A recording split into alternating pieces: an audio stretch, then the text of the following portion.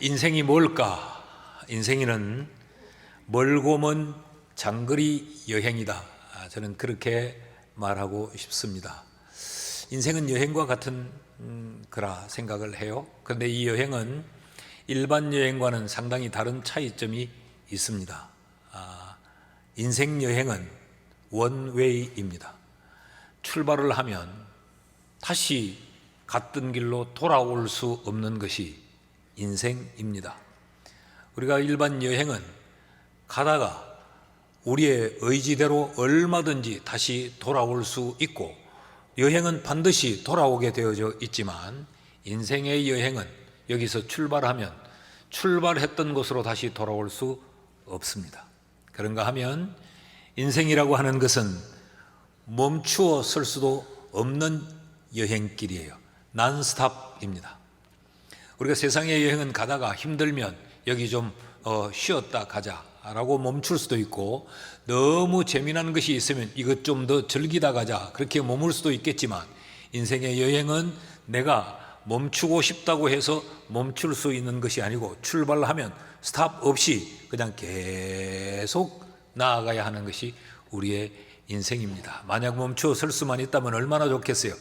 20대에 한 20년쯤 멈추어 있고 30대에 한 30년쯤 멈추어 있으면 얼마나 좋겠습니까? 그럴 수 없는 것이 우리의 인생이다. 뿐만 아니라 우리의 인생은 일정표도 알 수 없습니다. 우리가 여행을 하면 가장 먼저 우리가 관심을 두는 것이 여행 스케줄이죠. 어디를 향해서 가고 어떻게 가며 어디서 머물고 무엇을 보는가 하는 일정표가 우리 여행의 가장 주된 관심인데, 그래서 여행은 일정표를 어떻게 짜느냐에 따라서 여행의 그 풍부함이 결정이 되잖아요. 그런데 우리의 인생의 여행은 우리가 그 스케줄을 알 수 없습니다. 노 스케줄이 우리의 인생 여정입니다. 우리가 이런저런 계획을 짜기는 하지만 우리의 계획대로 우리의 인생이 되는 것은 아니잖아요.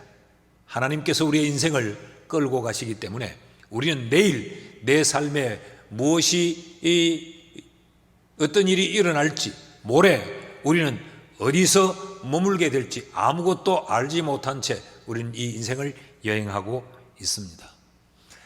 인생의 여행의 종착지, 종점은 반드시 있는데 우리는 그 종점이 어딘지도 모릅니다. 그리고 그 종점에 이르를 때의 시간을 우리가 알 수 없어요. 어느 때에 어디에서 내 인생의 마지막을 맞이할지 우리는 전혀 알지 못하는 그 여행을 지금 하고 있습니다. 이런 여행에는 동반자가 대단히 중요하죠. 누구와 함께 여행하느냐에 따라서 그 여행이 즐겁기도 하고 여행이 굉장히 곤혹스럽기도 하지 않습니까? 그 동반자를 통해서 그 여행을 함께 함으로 우리는 힘이 되기도 하고 또 도움을 얻기도 합니다. 내가 힘들 때 나와 함께 여행하는 그 동반자가 내 힘이 되어 주기도 하고 나의 그 외로움도 달래주기도 하고 말벗도 되고 짐벗도 되는 것이 그 여행의 동반자입니다. 이런 동반자 중에 친구가 있습니다. 우리는 우리의 인생길에 친구라고 하는 이 인생 동반자가 대단히 소중합니다. 우리의 인생의 여행에서 좋은 친구 한둘은 꼭 있어야 우리의 인생의 여행이 훨씬 더 편안해집니다. 마음을 나눌 수 있는 친구가 좋은 친구죠. 마더 테레사는 친구란 어떤 존재냐? 마음을 나눌 수 있는 존재라고 말했어요. 마음을 나눌 수 있는 친구. 그래서 내 속에 있는 이야기를 그 친구와 함께 털어놓을 수 있으면 그건 좋은 친구지요. 서로의 짐을 져줄 수 있는 친구가 대단히 좋은 친구입니다. 내가 힘들어할 때 내 짐을 대신 져주며 내가 힘들어할 때 내 곁에서 나를 붙잡고 힘이 되어주는 친구, 그런 친구가 우리에게 꼭 있어야 하지 않겠습니까? 여러분 인생에 이런 친구 있습니까? 얼마나 있습니까? 참 친구가 많은 것 같은데 다시 가만히 살펴보면 정말 마음을 나눌 수 있는 친구, 서로의 짐을 져줄 수 있는 친구는 그렇게 흔치 않습니다. 참 좋은 친구인 줄 알았는데 내 짐에 대한 부담이 생기면 떠나는 이들도 얼마나 많습니까? 우리 그리스도인에겐 두 부류의 친구가 있습니다. 하나는 일반 친구, 소위 말하는 세상의 친구들, 직장의 동료도 될 것이고 학교의 동창들도 될 것이고 여러 일반적인 세상 친구가 있는가 하면 우리에겐 또 한 부류의 친구, 교회 친구가 있습니다. 신앙의 친구이지요. 이 신앙의 친구들은 서로 신앙생활에 힘이 되어주고 도움이 되어주고 서로를 이해하고 품어 안을 수 있는 그런 친구, 대부분 출석하는 교회를 중심으로 맺어지는 관계입니다. 그런데 교회 친구에게 우리가 상처를 받고 교회 친구 때문에 내가 시험에 빠질 때가 있습니다. 이 문제는 대단히 심각합니다. 세상 친구는 절교하면 그만입니다. 내가 절연하면 안 만나, 이게 끝이야 라고 등을 돌려버리면 그것으로 끝입니다. 그러나 교회 친구는 그렇지 않습니다. 교회 친구는 그 친구와의 관계가 교회라고 하는 공동체를 잃게 만듭니다. 여러분, 교회 안에서 누군가와 관계가 몹시 비틀어지면 그 교회를 출석하기가 어려워지죠. 그래서 교회를 떠나는 분들을 저는 종종 봅니다. 공동체를 상실한다는 말은 더불어 함께 기도할 모든 기도의 동력자들을 상실한다는 이야기요, 이 교회 친구와의 관계가 삐뚤어지게 되면 우리의 신앙이 무너질 수도 있습니다. 젊을 때는 그저 세상의 친구들이 좀 있고 이러면 교회 친구의 중요성을 잘 몰라요. 세상 친구들이 훨씬 더 세련되고 세상 친구들이 훨씬 더 많이 배웠고 세상 친구들이 훨씬 더 통이 큰 것 같아 더 좋은 것 같은데, 내 인생에 해결할 수 없는 난관에 부닥칠 때, 하나님의 도움이 필요하며 기도가 필요할 때는 세상의 친구보다 교회의 친구가 우리의 힘이 되는 겁니다. 그런데 이 교회 친구에게 상처받고 교회 친구 때문에 시험에 빠지게 되면 신앙이 뿌리채 흔들리고 신앙이 무너질 수도 있어요. 교회 친구는 영원한 친구입니다. 하늘나라까지 가서도 친구일 수 있는 관계가 교회 친구입니다. 욥기서는 어떤 의미에서 욥과 그 친구들의 이야기입니다. 전체가 42장인데 4장에서 37장까지 욥과 욥의 친구들이 서로 교제하며 대화를 나눈 내용을 싣고 있어요. 그러니까 욥과 욥 친구들의 이야기라고 해도 틀림이 아니죠. 욥의 친구가 욥기서는 세 사람이 등장을 합니다. 엘리바스와 그리고 빌닷과 소발. 이 세 친구는 욥에게 있어서 굉장히 소중한 친구들이었습니다. 이들은 욥이 고난을 당하고 욥이 그 재난에 휩싸여 있다는 소리를 듣고 서로 연락을 해서 욥을 위로하자고 위문을 올 수 있었던 친구들이에요. 2장 11절 말씀을 보시면 그때에 욥의 친구 세 사람이 이 모든 재앙이 그에게 욥에게 내렸다 함을 듣고 각각 자기 지역에서부터 이르렀으니 곧 대만 사람 엘리바스와 수아 사람 빌닷과 나아마 사람 소발이라. 그들이 욥을 위문하고 위로하려 하여 서로 약속하고 오더니. 얼마나 좋은 친구입니까? 이들은 욥을 위로해야 되겠다는 마음을 가졌고 그 욥을 위로하기 위해 시간을 맞추었고 서로 간에 바쁜 스케줄을 조정해서 욥을 찾아왔습니다. 그리고 이 욥과 더불어 나눈 대화의 내용을 보면 이들의 대화는 하나님 이야기입니다. 그리고 신앙 이야기입니다. 이들이 대화가 하나님 이야기요 신앙 이야기였다고 하는 것은 이들이 요즘 말로 교회 친구였다라는 이야기입니다. 세상 친구가 아니라 교회 친구. 그런데 이 교회 친구들과의 이 만남의 결과가 대단히 슬프게 끝이 납니다. 16장 1절에서 2절 말씀을 보면요, 지금 4장에서부터 긴 대화를 서로 이어가다가 욥이 이렇게 말을 합니다.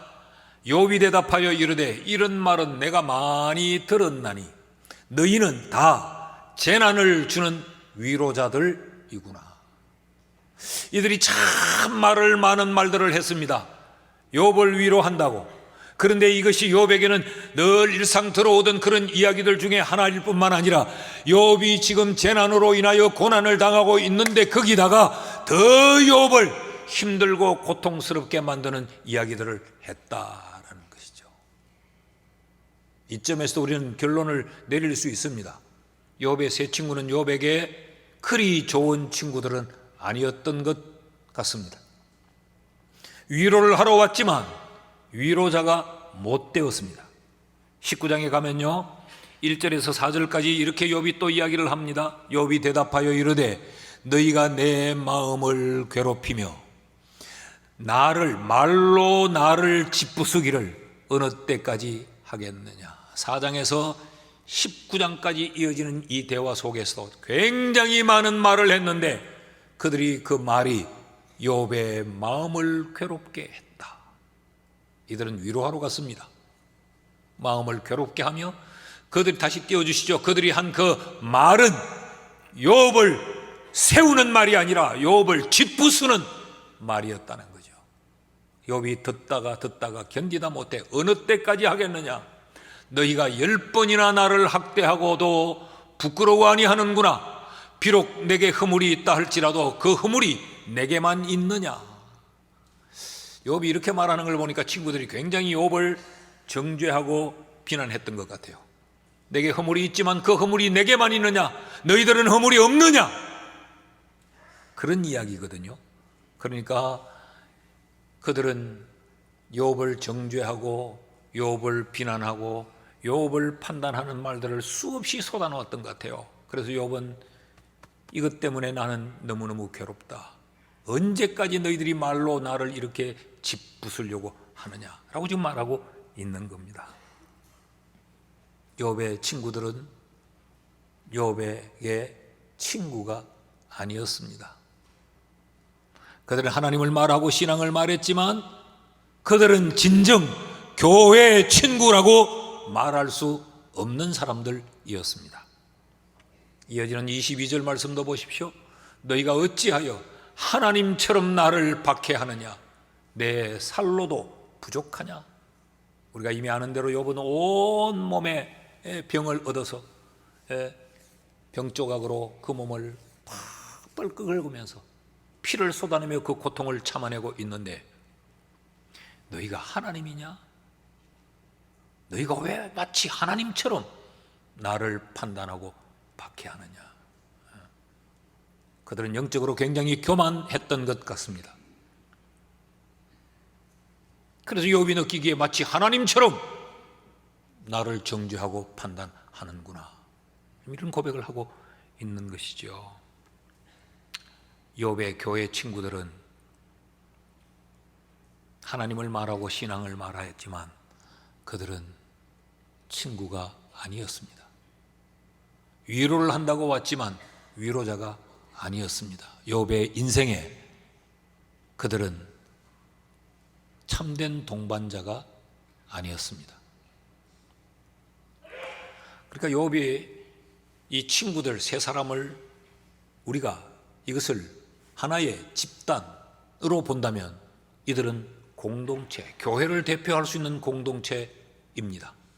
그런데 이들은 위로의 공동체가 아니었습니다.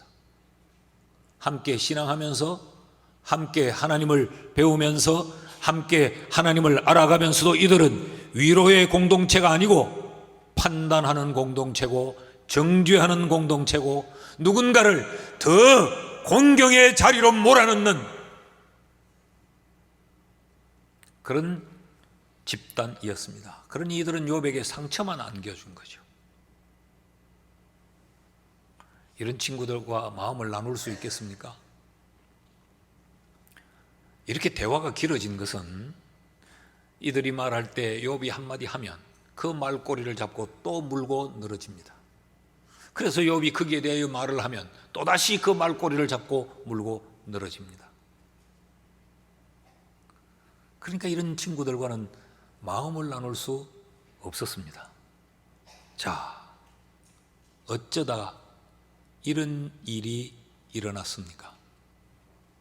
위로하기 위하여 위문을 갔는데 다 시간을 맞추어서 시간을 내어서 욥을 찾아갔는데 1장 끝부분에 보면 이들이 욥을 보자 욥이 너무 심각한 그런 고난을 겪고 있기에 이들이 할 말을 잊었다고 성경이 기록해뒀어요. 그런 마음으로 찾아갔는데 동기가 대단히 좋았는데 선했는데 어찌 이런 결과가 발생하게 되었을까? 우리에게도 여러분 이런 경험들이 있지 않습니까? 불을 끄려고 하다가 기름을 쏟아붓는 경우가 있잖아요. 가족 간에, 친구 간에, 성도들 간에도 이렇게 있을 수는 없다. 우리 풀어야 된다. 다시 화목해야 된다. 회복해야 된다. 부부 간에 그렇게 이혼할 듯이 따로 못 본 채하고 그렇게 계속 살 수는 없잖아. 이걸 회복한다고 좋은 동기를 가지고 만나서 차 한 잔을 나누며 대화를 나누다가 영원히 도장을 찍어버려야 될 그런 경험들이 우리에게 다 있잖아요. 무엇이 문제였을까? 욥이 당한 그 고난을 잘못 해석했기 때문에 그렇습니다. 욥이 겪고 있는 그 재난의 상황을 잘못 바라봤기 때문에 그래요. 그래서 위로가 되지 못했고 욥에겐 더 상처가 됐고 욥과 이들의 관계는 더욱더 악화된 것이지요. 욥의 친구 엘리바스는 그럼 어떻게 욥의 고난의 문제를 해석했는가? 그 첫째는 엘리바스는 욥의 고난을 도덕적 질서에 의해 해석했습니다. 다시 말하면 도덕적 기준을 따라서 그 도덕적 관점으로 욥의 고난을 바라보면서 해석을 한 거예요. 자, 엘리바스가 가장 먼저 등장을 하죠. 아마 엘리바스는 그 세 친구 중에 연장자였을 수도 있고 그 세 친구들 가운데 보이지 않게 영향력을 가진 리더였을 수 있습니다. 그가 욥을 향하여 입을 열어 첫 번째로 한 그 발언의 내용이 뭐냐? 우리가 한 달 전에 욥의 절규와 엘리바스의 대답이라는 제목의 설교를 살핀 적이 있어요. 이 본문을 가지고 7절에서 9절 말씀을 보시죠. 엘리바스가 욥에게 하는 말입니다. 생각해 봐라. 죄 없이 망한 자가 누구인가? 정직한 자의 끊어짐이 어디 있던가? 내가 보건대 악을 밭갈고 독을 뿌리는 자는 그대로 거두더라.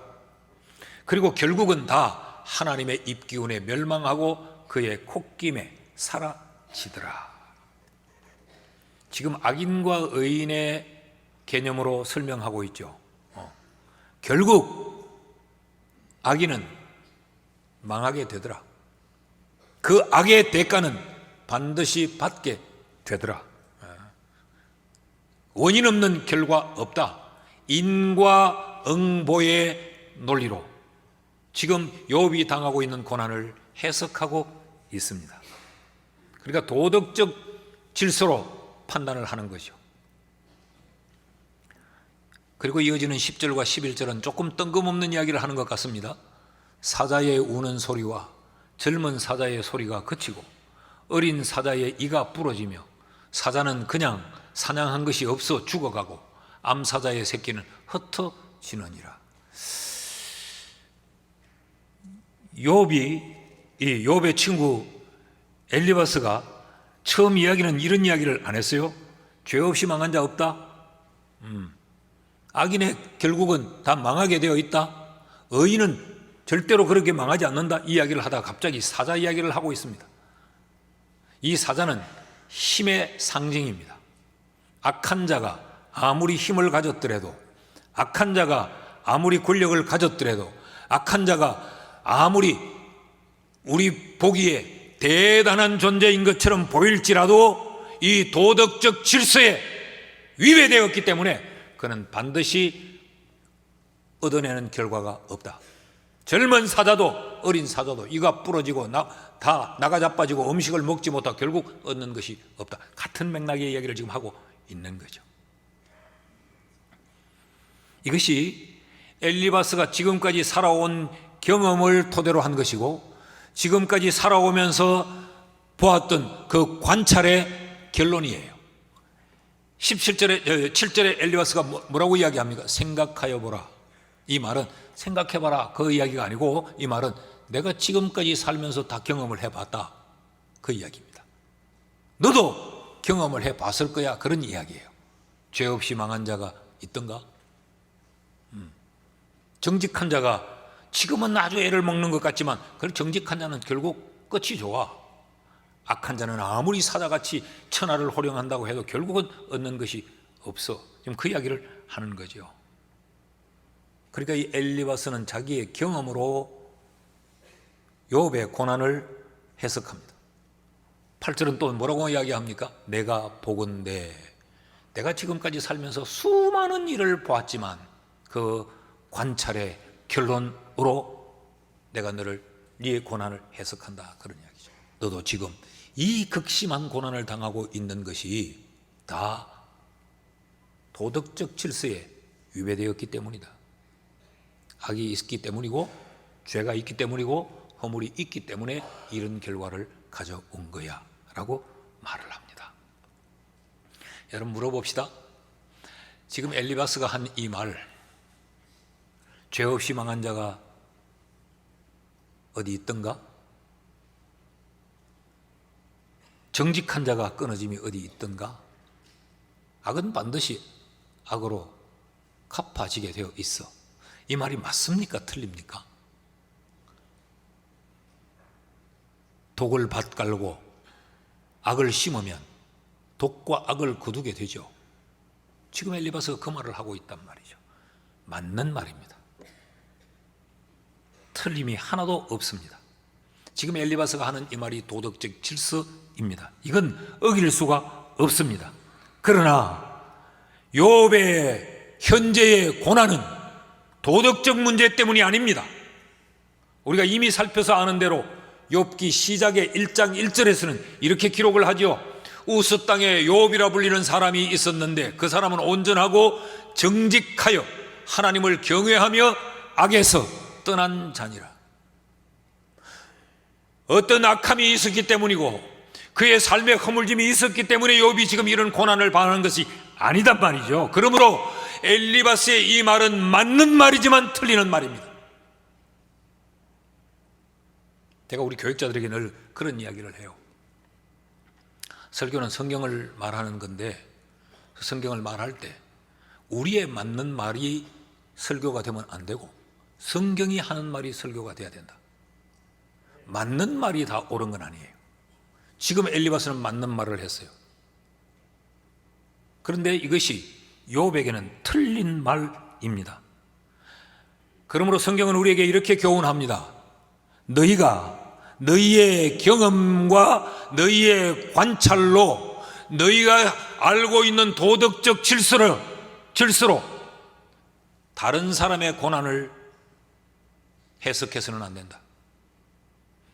너희 자신이 고난당할 때도 이런 도덕적 질서에 의하여 기준을 삼아 너희가 해석하면 안 된다.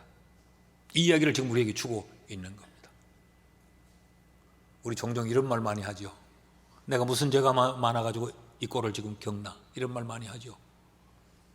이게 우리가 당하는 고난을 해석하는 우리의 일반적인 생각이에요. 누군가가 극심한 고난을 당하면 뭐 우리가 몰라서 그렇지 저렇게 될 뭐가 있지 않았겠나 원인이. 이런 생각을 우리는 무의식적으로 갖게 됩니다. 이것이 욥의 고난에 대한 엘리바스의 해석의 오류입니다. 해석을 잘못한 것입니다. 여러분 우리 이런 말이 있어요. 꿈보다 해몽이 중요하다. 그렇죠. 그 꿈을 어떻게 해석하느냐에 따라서 우리의 삶의 태도가 달라져 버려요. 어떤 사람은 꿈 한 번 잘못 꿨다가 엉뚱한 해몽가한테 해몽 한번 잘못 받았다가 그 꿈에 종속돼서 그 꿈에 자기의 인생이 묶여서 인생을 망치는 사람들 많이 봅니다. 그렇듯 고난은 해석이 중요합니다. 그런데 지금 엘리바스는 그 해석을 잘못해서 욥을 실족하게 만들고 있는 거죠. 그런데 그 엘리바스가 교회 친구입니다. 사랑하는 여러분, 오늘 우리는 교회에서 엘리바스가 되어서는 안 됩니다. 우리 공동체 안에도 수많은 욥들이 있습니다. 이욥, 김욥, 박욥, 욥이 얼마나 많은지 몰라요. 삶의 뚜껑을 이렇게 한번 펼쳐보고 그 집 문을 이렇게 한번 열고 고개를 들여다 놓아 보면 수많은 집들이 수많은 그런 고난에 고통을 당하며 눈물을 흘리고 있는 분들이 참 많습니다. 그럴 때 우리는 엘리바스처럼 그들의 고난을 함부로 우리가 해석해서는 안 됩니다. 우리는 그들의 고난을 해석할 자격이 없습니다. 위로한답시고 찾아가서 위로한답시고 커피 한 잔 사 먹이면서 우리가 그 고난을 해석하고 상대를 넘어지게 만드는 경우들이 참 교회 안에 많이 있습니다. 우리 교회 친구들은요, 교회 오빠라는 말이 참 많던데 교회 오빠 조심해야 됩니다. 교회 오빠한테 신세 져준 사람 많더라고 내가 보니까. 교회 친구, 우리 교회 친구들, 우리 성도들이죠. 우리 교회 친구들이 고난은 죄의 결과라고 하는 이런 잘못된 무의식적인 의식이 참 많이 있어요. 제자들도 그랬습니다. 예수님의 제자들도. 예수님과 함께 사역을 하다가 날 때부터 맹인된 자를 보게 됐어요. 그러니까 이들이 너무 마음이 아픈 거죠. 살다가 사고로 시력을 상실했다든지 뭔가 자신들의 부주의함으로 뭐 이렇게 됐다면 덜 할 텐데 이거는 태어날 때 이렇게 태어나 버렸으니까 얼마나 이게 불쌍하고 안타까우냐. 그런 척은지심을 가지고 이들이 예수님께 질문합니다. 요한복음 9장 2절인데 제자들이 물어 이르되 랍비여 예수님이여 이 사람이 맹인으로 난 것이 누구의 죄로 인함이니까? 자신의 죄니까 부모의 죄니까? 그러니까 이것이 무엇이 이들에게 전제되어 있습니까? 이건 죄의 결과다. 이건 악 때문에 그렇다. 그냥 이렇게 맹인될 수가 없었다 라고 하는 것이 전제되어서 그 날 때부터 맹인된 자의 그 상황을 해석하려고 덤벼들고 있는 거죠. 자기 죄입니까? 부모 죄 때문입니까? 그런데 주님이 이건 부모 죄 때문이 아니고 자기 죄 때문이 아니고 하나님의 영광을 드러내기 위함이야. 그 속에 하나님의 계획이 있단 말이죠. 너희는 헤아려 알지 못하는 하나님의 뜻이 그 속에 담겨져 있다는 이야기죠. 우리도 제자들처럼 욥의 교회 친구 엘리바스처럼 우리도 이런 생각을 가지고 있을 때가 참 많이 있습니다. 여러분은 여러분이 당하는 고난을 어떻게 해석하고 계십니까?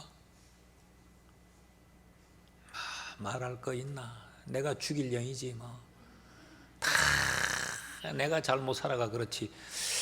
그게 겸손이 아니고 덩신입니다. 바보짓을 하고 있는 거예요. 내 잘못일 때도 있죠. 그러나 그것을 일반화해서 다 그렇게 해석해서는 안 된다는 거예요. 이제 교회 안에 누가 고난당하는 자가 있거든 여러분이 이런 시각으로 바라보고 이렇게 그 사람의 고난을 해석하지 마십시오. 여러분에겐 그럴 권한이 없습니다. 목사에게도 그럴 권한이 없어요. 남편도 아내도 그렇게 해석할 권한이 없어요. 하나님도 아닌데. 이것이 첫 번째 가르침이요. 두 번째, 어떻게 이럴 수가 있었는가? 그것은 교회 친구 엘리바스가 자기가 체험한 하나의 영적 체험을 가지고 그 체험에 의해 욥의 고난을 판단했습니다.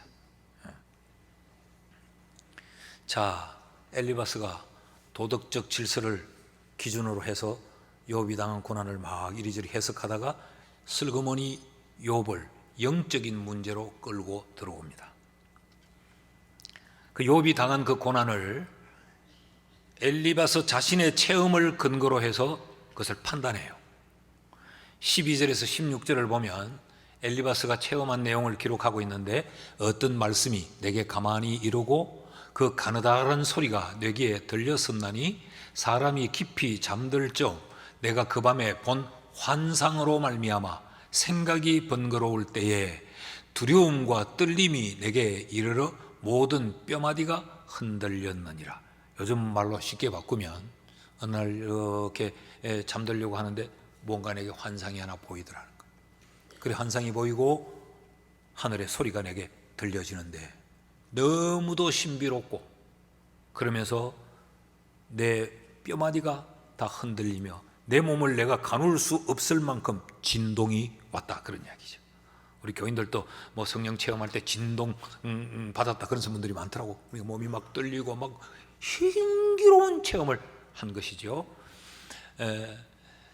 그때에 영이 내 앞으로 지나매 내 몸에 털이 쭈뼛하였느니라. 그 영이 써 있는데 나는 그 형상을 알아보지 못하여도, 우리 교인들도 뭘 환상을 봤을 때 주로 이런 말 많이 하죠. 다 봤는데 뭐라고 정확히는 내 모르겠는데 그거 뭐가 이렇게 나타나가지고 내 눈앞에 있었느니라. 그때에 내가 조용한 중에 한 목소리를 들었다. 엘리바스의 체험입니다. 이 체험을 내용이 구체적으로 뭐냐? 17절과 18절 말씀을 보면 사람이 어찌 하나님보다 의롭겠느냐? 사람이 어찌 그 창조하신 이보다 깨끗하겠느냐? 하나님은 그 종이라도 그대로 믿지 아니하시며 그의 천사라도 미련하다 하시나니. 무슨 이야기냐 하면 인간은 다 불의하고 죄인이라는 이야기를 하고 있는 거죠. 이 말은 이런 이야기입니다.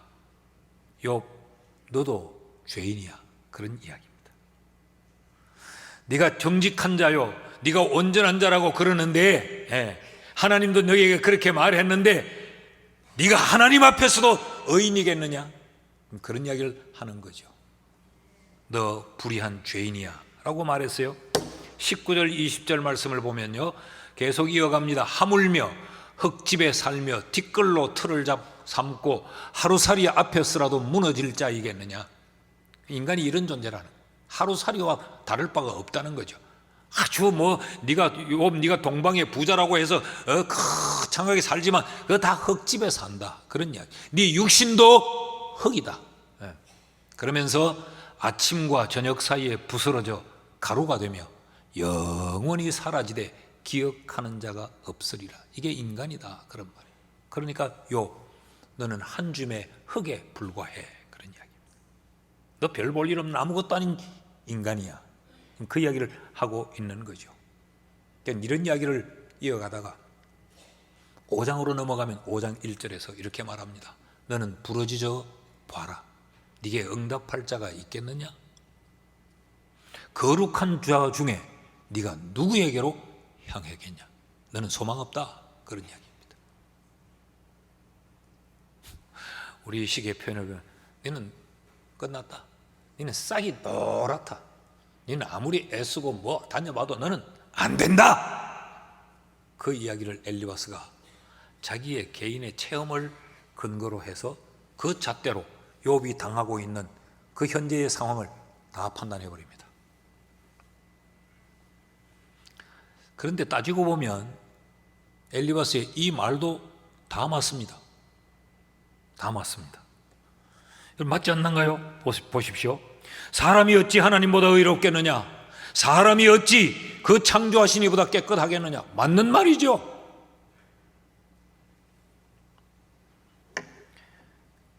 아침과 저녁 사이에 부스러져 가루가 되며 영원하지 않다. 맞는 말이죠.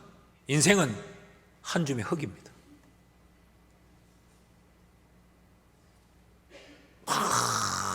별 명품을 다 들고 뭐 별 학벌을 자랑하고 자기 지위를 내세우고 뭐 겸손한 척하지만 은연중에 나 대단한 사람이야 라고 하지만 그 코에 숨 떨어지면 흙입니다. 오늘 울고 불고 해도 흙에 묻어버리면 끝입니다. 인간은 죄인이고 한 줌 흙에 불과합니다. 엘리바스의 말은 다 맞는 말입니다. 그러나 욥에게 있어서는 틀린 말입니다. 욥이 언제 내가 하나님보다 더 깨끗하고 내가 하나님 앞에서 내가 대단히 의로운 자라고 말했던 적이 있는가요? 욥이 나는 흙이 아니야, 나는 영원한 존재야 그랬던 적이 있는가요? 하나님도 욥을 인정하고 칭찬했어요. 1장 8절 말씀을 보시면 1장 8절에 뭐라고 기록하고 있느냐? 하나님이 사탄에게 이렇게 말씀을 합니다. 여호와께서 사탄에게 이르시되 네가 내 종 욥을 주의하여 보았느냐? 그와 같이 온전하고 정직하여 하나님을 경외하며 악에서 떠난 자는 세상에 없느니라. 이게 하나님이 욥에 대한 평가예요. 그러니까 엘리바스가 자기가 했던 이 개인적인 이 체험으로 근거로 해서 욥이 지금 당하고 있는 그 상황을 판단한 것은 잘못입니다.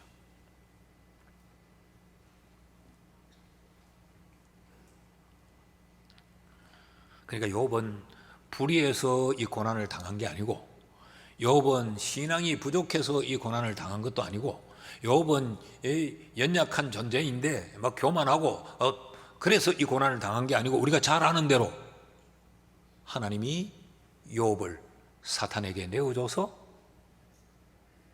지금 욥은, 욥의 입장에서는 이유 없는 시험을 당하고 있는 거잖아요. 그러니까 엘리바스의 이 개인적인 그 체험에 의해 욥을 판단하는 것은 잘못이라는 이야기입니다. 그런데 이 체험이 집단적 체험이 아니고 욥의, 엘리바스의 개인적 체험입니다. 12절을 다시 보면요, 12절 말씀을 띄워주시면 어떤 말씀이 내게 가만히 이루고 그 가느다란 소리가 내 귀에 들렸나니.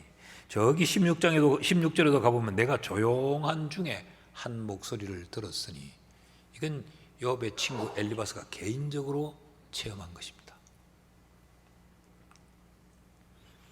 자기의 개인적인 체험을 일반화시키고 보편화시켜서 다른 사람을 판단했다는 거죠. 여러분, 이것이 교회 친구들에게 많이 일어나는 오류입니다. 이 오류가 적용의 오류입니다. 잘못 적용한 것입니다. 자기에게 개인적으로 준 체험을 다른 사람에게 적용한 것은 적용이 잘못된 거예요. 예수 믿는 사람들이 이런 오류가 참 많아요. 내가 기도해 보니까, 내가 기도할 때 이랬는데 저랬는데 내 체험을 가지고, 그러니까 너 잘못됐다는 거지. 너 지금 이것은 그래서 이렇다는 거죠. 나와 너는 다릅니다. 나와 너는 달라요.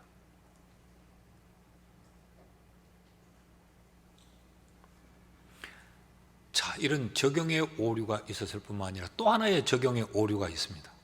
자기가 체험했던 그 체험을 왜 지금 고난당한 이 욥에게 이렇게 적용시키는가? 지금 욥을 방문한 목적이 뭐예요?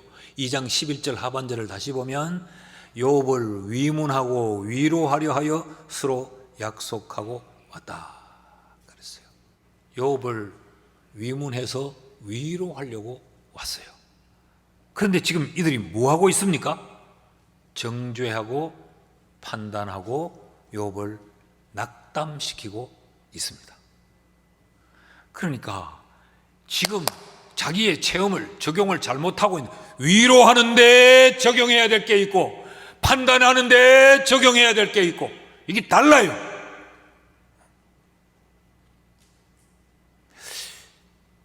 교회 생활을 오래 하신 분들, 기도 생활 좀 하신다는 분들, 성경 좀 읽어서 성경 좀 많이 한다는 분들에게 이런 잘못이 일어날 가능성이 굉장히 많습니다. 내가 기도해 보니까 그러면서 이걸 아무데나 적용하는 거죠. 아무데나 할 때 안 할 때 없이 아무데나 적용을 합니다. 이런 적용의 오류가 교회 안에, 교회 친구들 사이에 있을 수 있다는 겁니다. 자, 이런 상황에서 욥의 반응을 한번 보십시오. 6장 25절에서 26절 말씀입니다.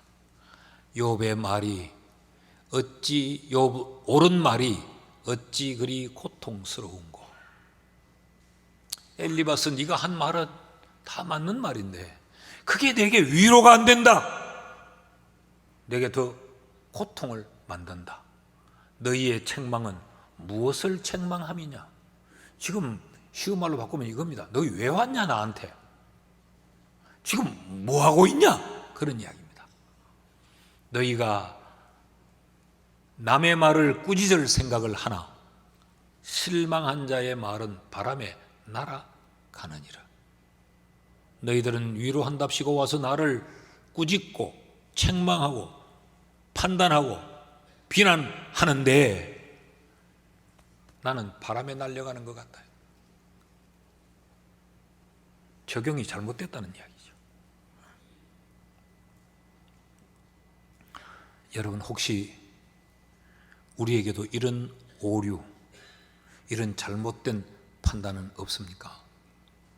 나 자신이 당하고 있는 고난에 대하여 내가 이렇게 판단하거나 다른 사람이 겪고 있는 그 힘든 상황을 내 개인적 체험을 잣대로 해서 그 사람을 판단하는 경우는 없습니까? 여러분, 신앙을 공격의 무기로, 나의 어떤 영적인 체험을 다른 사람을 정죄하는 정죄의 도구로, 낙담의 수단으로 삼는 것은 잘못입니다. 난 우리 교회가 이런 엘리바스와 같은 친구들이 없기를 축복합니다. 우리 교회는 서로 세우고 위로하고 손잡아 일으켜주고 함께 희망을 만드는 이런 위로의 공동체가 되기를 축복합니다. 자, 엘리바스가 이렇게 욥에 대하여서 고난을 해석하고 욥의 그 상황에 대해 이렇게 판단을 합니다. 근데 욥은 그럼 어떠했는가를 또 우리가 좀 살펴봐야죠. 하나님은 엘리바스를 통하여서도 우리에게 교훈을 주시지만 욥을 통하여서도 우리에게 교훈을 주세요. 그것이 세 번째입니다. 셋째는 현실을 뛰어넘는 믿음의 확신을 가져라라고 말합니다. 너희에게 고난이 찾아올 때 엘리바스처럼 이렇게 하지 말고 너희는 그 고난의 현실을 뛰어넘는 믿음의 확신을 가져야 된다라고 말해요. 욥의 반응이 대단히 놀랍습니다.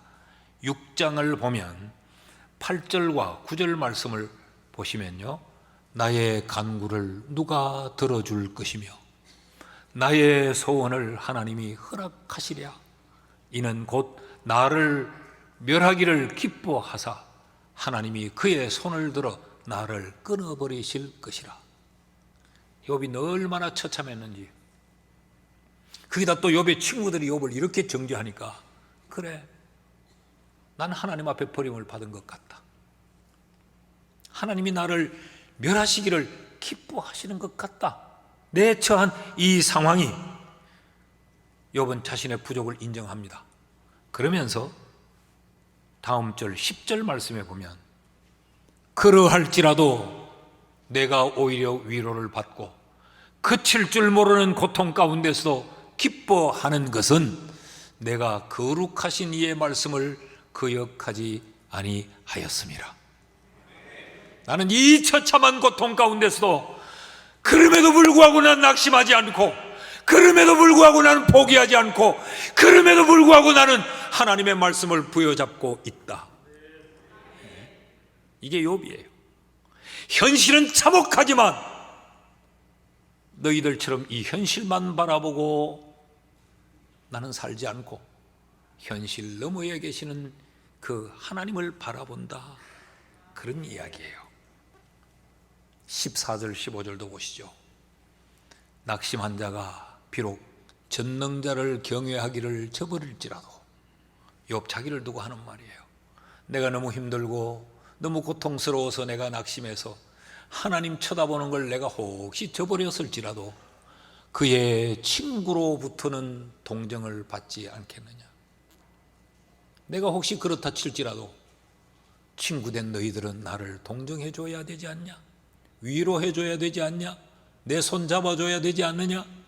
그리고 하나님을 예배하자, 하나님을 바라보자, 친구야 같이 기도하자, 그래도 친구야 일어서자 라고 말해야 되지 않느냐? 그런데 내 형제들은 개울과 같이 변덕스럽고, 참 이 표현을 보십시오. 바다는 그렇게 변덕스럽지 않은데 개울은 철철철철철철철철 물이 흘러가다가 금세 물이 말라버리다가 조금만 비 오면 물이 막 넘치다가 변덕이 죽걸떨하는 게 개울이요. 내 형제들은 개울과 같이 변덕스럽고 그들의 개울에 물살같이 지나가노나. 막 소란스럽게 개울물은 소리를 내지만 그냥 물살처럼 싹 흘러가 버립니다. 지금 욥이 친구들을 보면서 하는 말이야. 너희들이 그렇게 시끌벅적하게 온갖 말들을 하고 너희들이 마치 하나님이나 된 것처럼 나에 대해 이렇게 판단하고 내 고난을 이렇게 해석하지만 너희는 개울물 같다. 올 때는 욥 얼마나 고통스럽니? 이러고 오더니 갑자기 뒤바뀌어져서 나를 이렇게 판단하고 정죄하는구나. 그러니까 뭐예요? 욥은 그 사람을 믿을 수 없더라는 얘기지. 교회 친구 엘리바스가 있다는 사실을 알아야 됩니다. 그리고 우리는 엘리바스가 되지 않기로 결심해야 됩니다. 그리고 우리는 하나님만 바라봐야 합니다. 자, 욥의 친구들이 사실은 이런 말을 해야 되는 거 아니에요?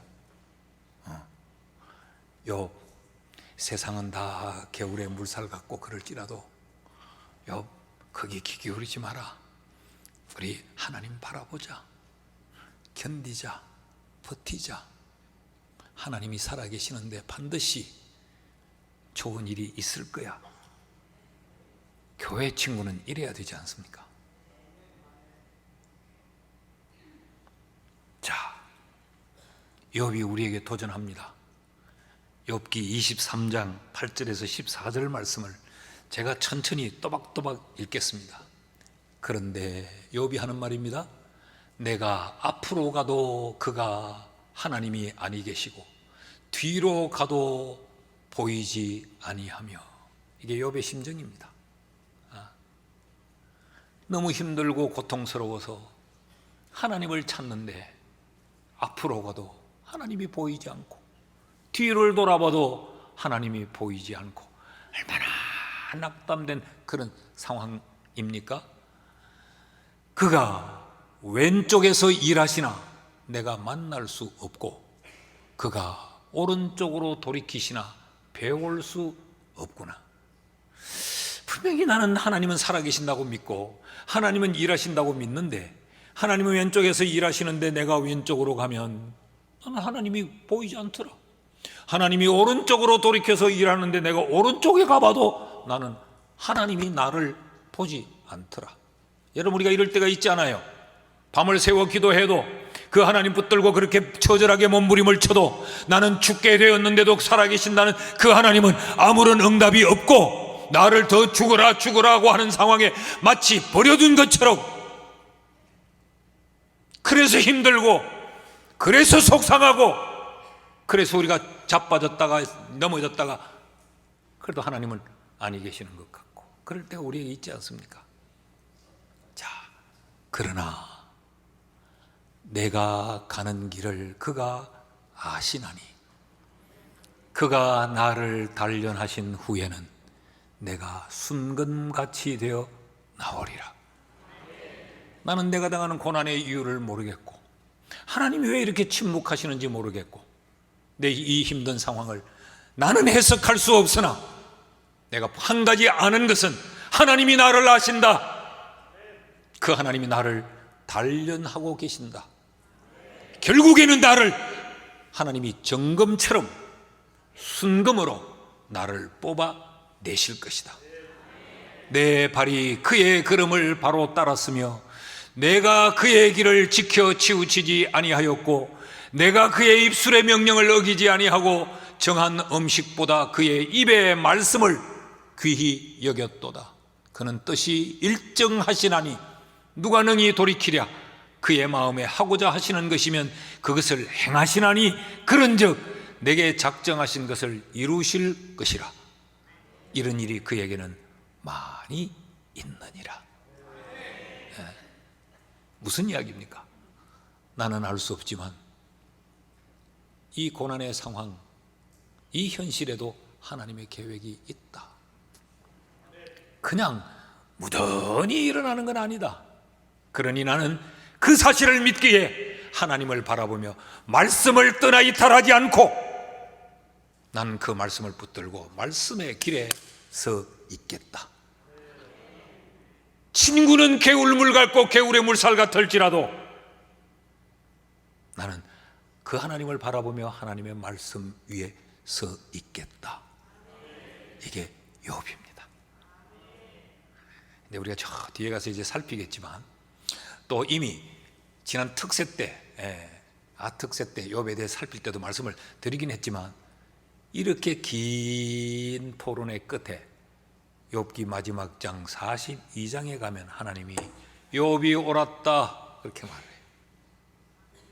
그렇게 말 잘했던, 자기의 경험을 내세우고 자기의 관찰을 표시하고 자기의 영적 우월감을 자랑해냈던 그들은 다 틀렸다 라고 하나님이 결론을 내리십니다.